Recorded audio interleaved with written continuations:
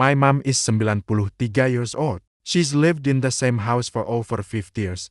A quiet little place in a Florida suburb where everyone used to know their neighbors. She's the sweetest woman you'd ever meet, always baking cookies for the local kids and tending to her garden. She's never been a bother to anyone. Telling me her HOA was threatening to foreclose on her home. He was stationed overseas at the time. Hearing the panic in her voice, my blood ran cold. The homeowners association, threatening to take her house. It sounded insane. She explained that they'd sent her a letter, a cold, formal document filled with legal jargon she couldn't understand. It claimed she had violated the community's aesthetic code. Her crime? A few patches of brown grass on her lawn during a record-breaking drought and a small, faded garden gnome that my kids had given her for her 83th birthday. The letter demanded she pay over $2,000 in fines within 30 days or they would initiate foreclosure proceedings. $2,000 for some dry grass and a gnome. My mom was living on a fixed income. The amount of money was a fortune to her. She was terrified. She thought she was going to lose the only home she'd ever known, the home my father and her built together. He told her not to worry, that he would handle it.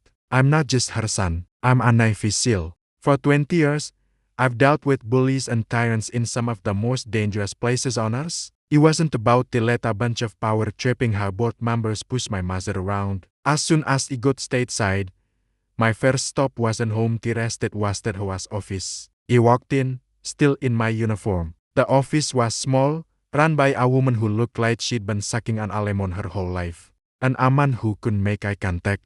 He introduced myself calmly, placing a copy of the threatening letter on the desk. He asked them to explain, in simple terms, why they felt it was necessary to harass a 93-year-old widow over a garden gnome. The woman, let's call her Karen, puffed out her chest and started rattling off bylaws and regulations. Section 4, Subsection B, Paragraph 3, all lawns must be uniformly green. Section 7, Subsection C, lawn ornaments are subject to approval by the Architectural Review Committee. It was like she was reading from a script, with zero empathy or common sense. He let her finish. Then he looked her straight in the eye. He told her about my mom. He told her how she'd lived in that house since before the HOA even existed. He told her about my dad, who passed away in that house. He explained that the gnome was a gift from her grandchildren. He asked her if she had a mother. He asked her if she'd be proud to tell her mother that her job involved tormenting the elderly over trivial matters.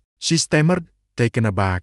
The man next to her suddenly found his shoes very interesting. He wasn't yelling. He wasn't threatening. He was just speaking with the same calm, direct intensity used when I'm briefing my team before a mission. He explained that their actions were not just immoral, but they bordered on elder abuse and harassment. He mentioned he had already spoken with a lawyer and was also prepared to speak with every local news station in the state. He showed them a picture of my mom, smiling in her garden. This is the woman you're trying to make homeless, he said. Suddenly, the bylaws didn't seem so important to them. Karen's tough exterior began to crack. She claimed it was all just a misunderstanding, a standard procedure. He told her that threatening a senior citizen with foreclosure is not a misunderstanding, it's a choice. And they had made a very poor one. He laid out my terms. 1. All fines would be dropped immediately. 2. They would issue a formal, written apology to my mother for the distress they caused. 3.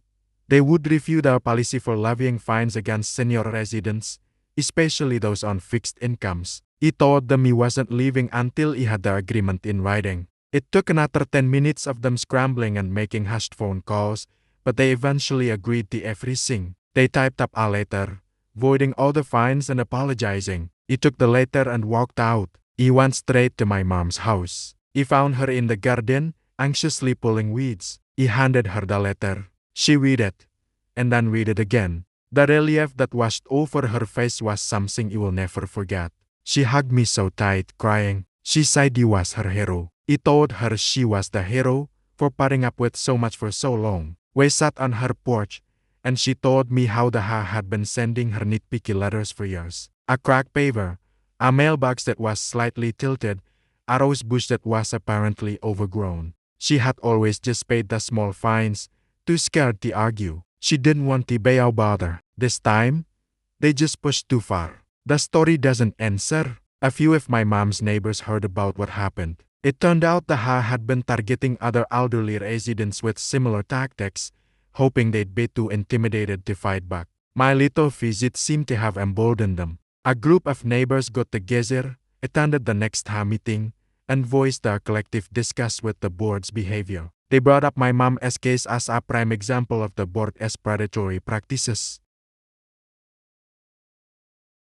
The Karen of the office and her silent partner were eventually voted off the board at the next election. The new board is made up of actual neighbors who care about the community, not just the rule book. It just goes to show you that sometimes, all it takes is one person to stand up and say enough. You don't have to be a Navy SEAL to do it.